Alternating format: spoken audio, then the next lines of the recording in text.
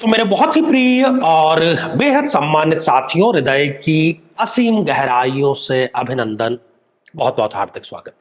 साथियों, मंगली को लेकर के जो कंफ्यूजन की स्थिति है, जो शंका की स्थिति है, उसको हम दूर करने का प्रयास कर रहे हैं। कई बार लोगों के ऐसे कमेंट हमें देखने को मिले जिसमें उन्होंने कहा कि आचार्य जी, कोई कहता है कि मैं मंगली हूं, कोई कहता है कि मैं मंगली नहीं। साथियों, यदि अभी तक आपको भी ये कंफ्यूजन है और आपने अपने लग्न से संबंधित एपिसोड नहीं देखा है, तो यहां आई बटन में हमने आपको उसका लिंक प्रोवाइड करा दिया है। जरूर आपको देखना चाहिए, समझना चाहिए और क्या सावधानियां बरतनी चाहिए वो भी आपको जान लेना चाहिए।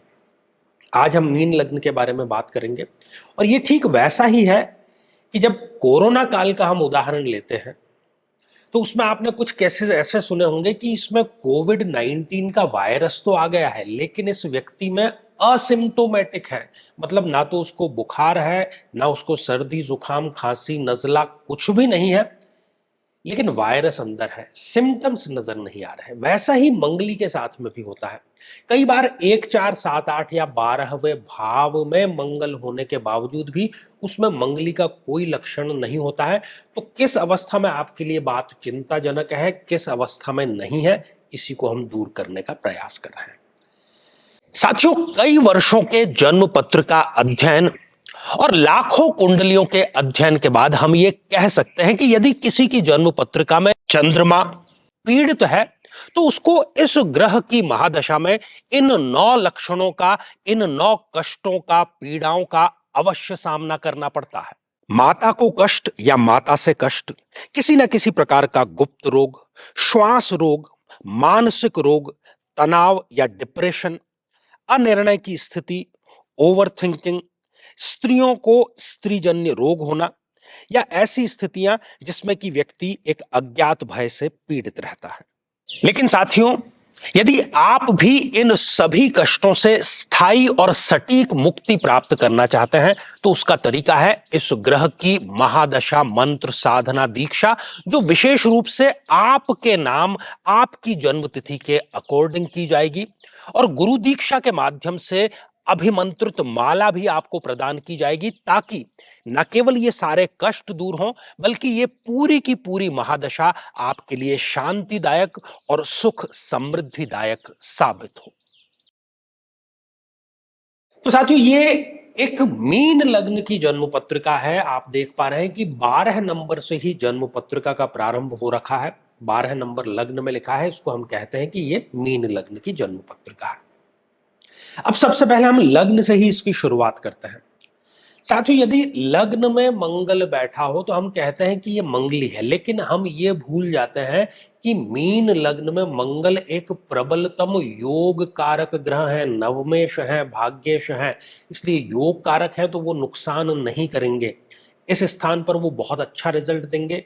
व्यक्ति का व्यक्तित्व बहुत अच्छा वो बना देंगे, विवेकशील होगा, न्यायप्रिय होगा, शारीरिक सौष्ठव उसका बहुत अच्छा होगा, सुलझा हुआ व्यक्ति होगा। और यहां से सप्तम भाव से जितनी दृष्टि सप्तम भाव पर बल्कि जो मंगल देव डाल रहे हैं, तो वो दाम्पत्य को कभी भी कष्टपूर्ण नहीं होने देंगे, बशर्ते कि कुंडली ठीक से मिलान करके विवाह संपन्न किया गया हो। तो यहां पर चिंता का विषय नहीं है।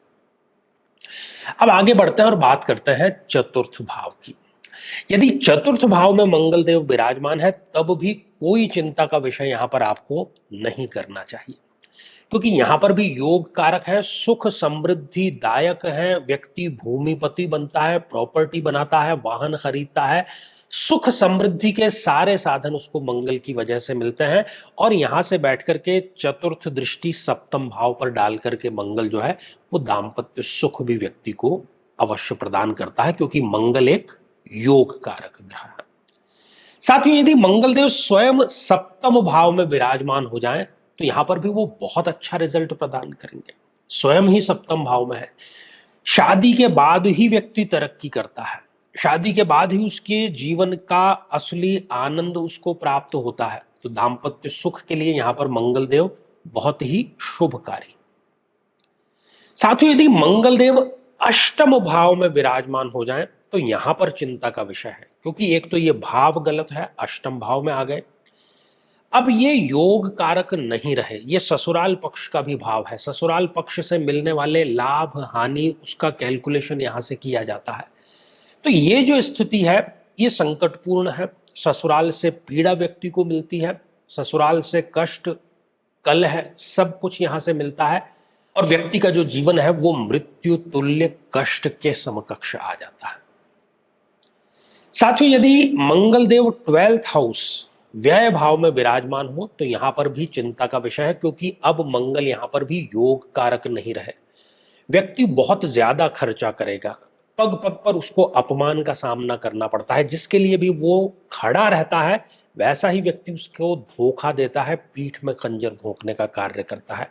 और वो सप्तम भाव को अष्टम दृष्टि से देख तो रहा है, लेकिन यहां पर भी वो दाम्पत्य कलह, तलाक, इन सब की स्थितियां जरूर उत्पन्न करता है। इसलिए सबसे अच्छी, सबसे श्रेष्ठ बात यह है कि संपूर्ण कुंडली मिलान करके ही व्यक्ति को विवाह संपन्न करना चाहिए। केवल गुण नहीं बल्कि भावों का, ग्रहों का, उनकी दृष्टियों का, नक्षत्रों का और आने वाली दशाओं, अंतरदशाओं का जरूर व्यक्ति को विश्लेषण कर लेना चाहिए। कारण यह है कि हम विवाह संपन्न करते हैं आज को देख करके। आज ये स्वस्थ है, इससे विवाह कर लिया जाए। आज उसके पास में अच्छी नौकरी, अच्छा बिजनेस है, आज पैसा है, विवाह कर लिया जाए। कल रहेगा या नहीं इस पर हम विचार नहीं करते और यहीं पर हम संकट में पड़ते चले जाते हैं। तो साथियों, ये तो मंगल को लेकर के जो भ्रम की स्थिति है उसको दूर करने का हमने कार्य किया। और यदि आप भी चाहते हैं कि आपकी कुंडली का संपूर्ण विश्लेषण हो, समस्या का समाधान हो, तो आगामी समय में मैं स्वयं इन शहरों में उपस्थित रहूंगा। आप समय लेकर के मिल सकते हैं या फिर आप टेलीफोनिक या वीडियो कॉलिंग के माध्यम से भी जुड़ सकते हैं। तो साथियों, आज के लिए केवल इतना ही और इसी मंगल कामना के साथ में कि आप सभी स्वस्थ, समृद्ध और शांतिपूर्वक जीवन व्यतीत करें। नमस्कार।